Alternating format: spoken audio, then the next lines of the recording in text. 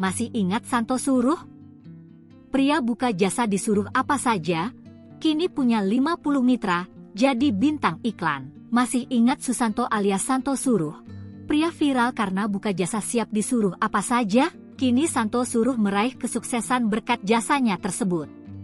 Jasa Santo Suruh kini terus dikenal masyarakat luas, bahkan Santo, 30, memiliki mitra yang bekerja dengannya yakni 50 orang. Awalnya, Susanto hanyalah bekerja sebagai tukang antar galon di kawasan perumahan Duta Indah, Jatimekar, Pondok Gede, Kota Bekasi, Jawa Barat pada 2019.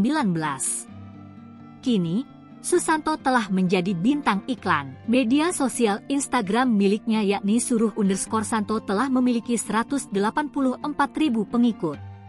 Susanto juga memiliki website Santo Suruh Co.id bagi pelanggan yang ingin menggunakan jasanya. Susanto juga membuka kemitraan bagi orang yang ingin bergabung dengan usaha miliknya.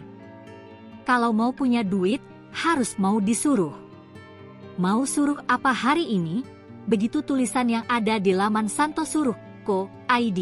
Laman tersebut berisikan layanan Santo Suruh mulai dari rawat hewan, bersih-bersih, antar jemput hingga lainnya. Jasa lainnya meliputi membantu servis peralatan rumah tangga.